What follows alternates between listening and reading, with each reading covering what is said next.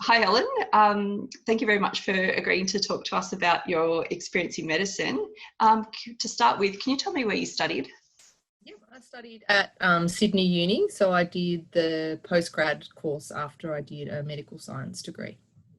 Right, okay. And can you give me a brief overview of your career in medicine since graduating? Sure. So I did, like I said, I did postgraduate medicine, and then after that I went up to Central Coast to do my internship and residency because I decided I just wanted to get out of the big city hospitals, and for me that was a really good opportunity to get a different experience. Following my residency, I'd always planned on going into paediatrics. But I also did a master's in international public health while I was doing my residency. And so I took a year off and went over to Kenya and did paediatric HIV work over there before coming back to Australia and going on the paediatric training program. And I was a paediatric registrar at the Children's Hospital for 4 years. Mm-hmm. And then once I had my own family and decided that I wanted things to be a little bit different, I went into general practice from there. And then now I'm in private general practice and do a lot of women and children's health. There's a lot of variety in there. Can you tell me, first of all, are you from a rural background, Helen? No, I'm from, I guess you'd call me slightly regional. I grew up in Emu Plains, so the bottom of the Blue Mountains near Penrith, went through the Penrith system. So going into medicine, I was certainly from a different background to a lot of the other students. Okay. And, it was interesting when I went through, nobody wanted to come out to Western Sydney. They didn't know a lot about it, but that was where I grew up. So for me, that was home, and I was more than happy to work out here. Still am. Great. And can you tell me in a bit more detail about some of the rural experiences you've had? Yep. So as a student, I went rural whenever I could because I loved it and found it really valuable. So I did a term up in Katherine in the Northern Territory, which was absolutely amazing. I got to do so many things and had such an amazing experience there, not just with medicine, but just experiencing rural and remote Australia. Yeah. I did a psychiatric term in Port Macquarie in the base hospital there. And again, just, a different type of medicine to what you get in the cities. And I also did a GP term in rural Queensland with a sole GP working in a sort of remote town in Queensland. Terrific. And what sort of things were you doing in Katherine? Were you with a clinic or a hospital? So up in Katherine, we got a bit of both. So we did hospital time. So we spent time in the hospital on the wards, and then we also got to spend time with the air med retrieval team, and we also got to fly out or drive out to remote communities with the GPs that went out there. And that was just such an eye-opener, both at a personal level and, from a medical point of view. It was amazing. And what sort of cases were you working with there that a person who stayed in a metropolitan area may not encounter? Look, we were dealing with young people with advanced diabetes. We had a 17-year-old that had renal failure from the complications of diabetes. Katherine has its own dialysis unit, despite being this small town. So, you were dealing with levels of pathology that you just don't see often in big cities. We had an outbreak of rotavirus while I was there. We had a ward full of children with this just ravaging through the Aboriginal communities. So lots of chronic health and lots of really serious acute medicine that was often not seen too early on. Okay, and what was the health community like in Katherine for someone who had come from a long distance fairly early on in their studies and career? What was it like in Katherine? Oh, look, it was great. The people that were working there were obviously very dedicated. A lot of them were very experienced because, you know, the sorts of things that they were having to see and do, they really needed to have a really broad experience and level of training. And they were really, really welcoming. They, you know, were happy as long as we were enthusiastic. They were happy to have us trailing around behind them. They were always putting forward opportunities for us that we could take up. And as a student, we just learnt so much by doing that, and we got to do things that there's no way we would have been doing, you know, in a hospital back at home. What sort of things were they? I delivered my first baby in Katherine all by myself. Okay. That was amazing. You know, I was looking after children on the wards. I was working in the GP clinics, seeing patients, you know, supervised. You weren't completely left to your own devices, and there was a good level of supervision, but you were just given that opportunity to extend yourself more than you would back in a regular clinic at home when there's so many other people that are lined up in front of you to have that opportunity. And can you tell me a bit about the air retrieval work? Yes, that was great fun. We were always sort of on tenterhooks that if we might be able to go out in the plane. So we did another delivery. We nearly delivered a baby in the air because Mum had left it quite late to call the team, but we ended up delivering that baby on the tarmac once we'd touched down, which was extremely exciting. We did another one with a sick child that I can remember. Quite a while ago now, so I'm trying to remember the different cases, but they're the ones that stick in my head. Terrific. And that would have been quite a contrast to Port Macquarie, both in terms of the geography and the setting, and also the community, and particularly working in a psychiatric area. Can you tell me more about that? So Port Macquarie wasn't so different from you know, a metropolitan area as obviously Katherine was, but you still notice the difference in the level of access to services and the level of availability to services. So Port Macquarie, as well as running an inpatient psychiatric ward, they also did telehealth to sort of more regional areas around the area. So I would take part in some of those interviews and consults with patients, and then also see patients on the ward at the base hospital.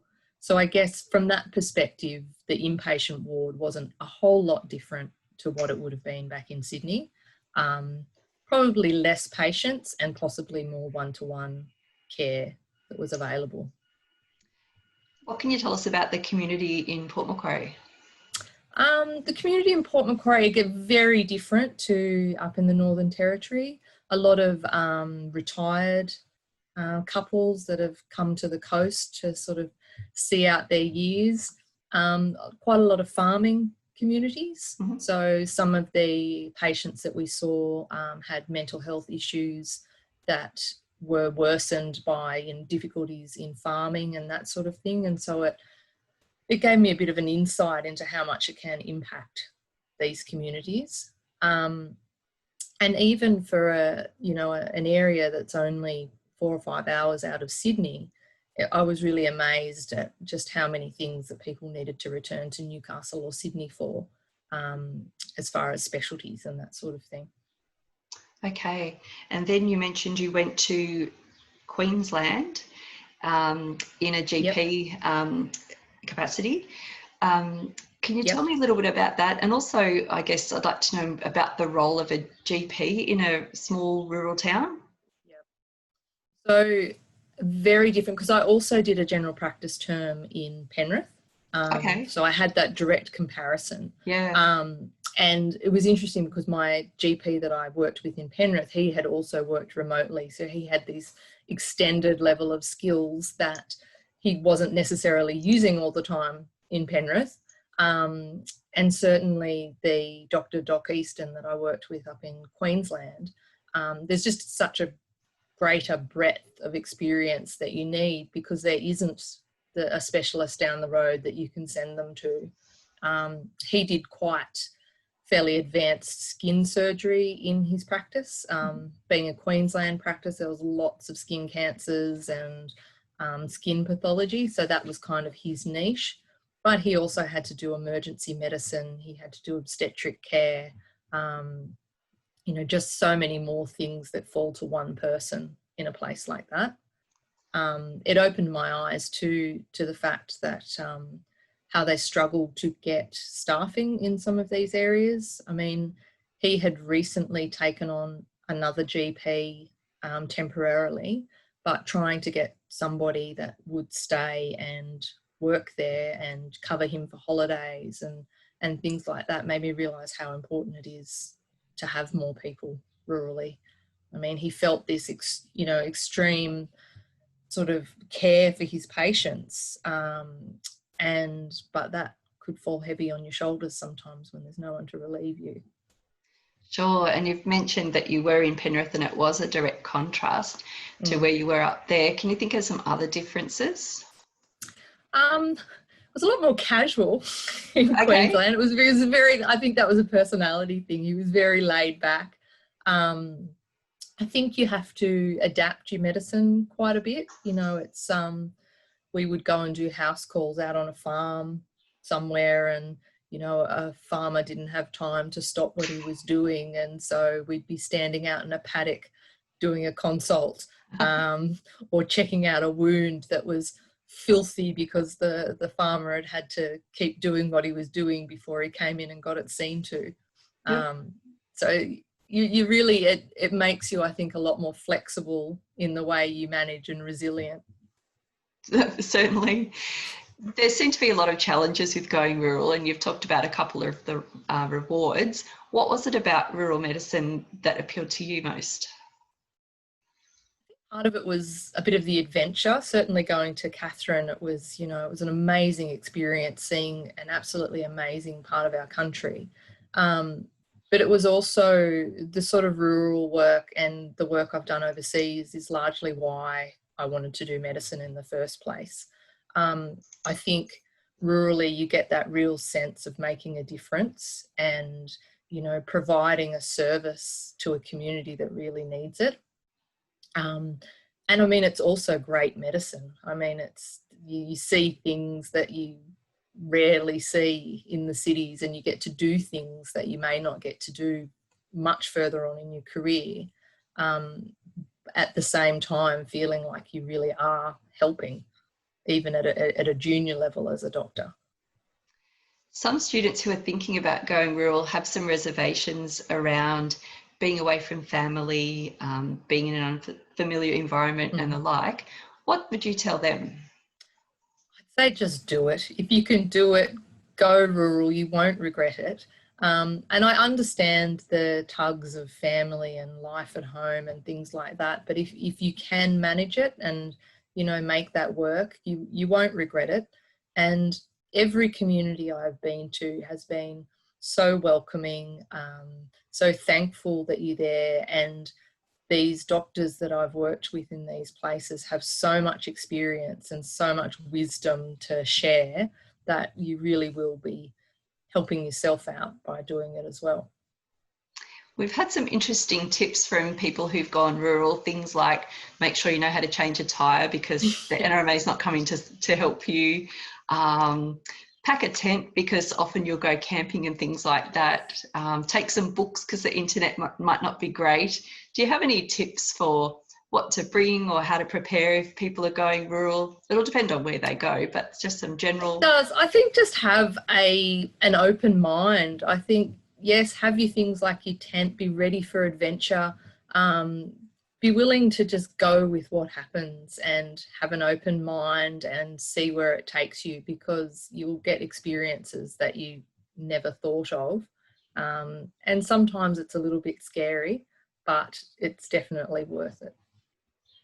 Fantastic. Now, I also know you've spent some time overseas. You mentioned Kenya, and you're working with HIV patients. There's so much there, but can you tell me a little about that, please? Sure. So that was more with my public health kind of work, but also with my paediatric interest. But I was working for a local organisation that provide care to HIV orphans in Nairobi. So when I was in Nairobi, the the HIV rate was up around 20%, and there was a huge proportion of children in the slum communities that were left without parents, having lost them to HIV. And so the organisation I was working with was providing care to those children within the slum communities. So there was 5 different clinics within the slum communities, and I was doing some clinical care, but mostly I was looking at processes and procedures within those clinics to try and optimise the care that was being provided to the kids. You know, we talk about things being eye-opening. You know, I think Kenya was amongst the hardest things I've done, but also the most rewarding. It was an absolutely amazing experience. I also forgot about that. I did an elective. My medical elective was 3 months in Kenya in a children's hospital in more rural Kenya. Mm-hmm. And when I talk about experiences that you don't get at home, I mean, I was running a ward round for the malaria ward, having never seen a malaria patient in my life before. Mm-hmm. You know, doing lumbar punctures on babies because there was no one else to do it. So I cried a lot, but I learnt a lot, and I always say I left a part of myself in Africa because it really gets under your skin. But that's the sort of experience that you can have if you put yourself out there. Sure. And your career is interesting in that you've spent some time working overseas, you spent some time working rurally, you're also working on the outskirts of Sydney now. So I guess it's a story of you can do some rural medicine as part of your career and not as the whole of your career. Absolutely. And I even, we've recently started, well, until coronavirus hit, my family has started going to Cambodia, and we're working with a program in Cambodia, which is actually attached to a school. And I've been providing help with their preventative health measures and also their hygiene curriculum for the students, because that's a very impoverished community there. And, you know, I decided that because I'm in my practice here, I'm set up, I've got young children, I can't these days take off for years at a time, but we as a family now try and go for a month a year and keep going back to that same community. So there's so many ways that you can do it. And that would be one bit of advice that I give to students. You know, don't let people tell you that you can't do this or you can't do that because you've got to get onto some specific program. Every single interview I've been to or job that I've gotten, they have said to me that my breadth of experience is something that adds to what I bring to a position. So, you know, people tell you, oh, if you take a year off, you'll never get back into the training program. You know, think of it about what it actually brings to what you are then coming back with rather than what you're missing out on, because I think you gain more than you lose. That's an excellent advice and also a fantastic story. Thanks so much, Helen, for sharing all that with us. Thank you.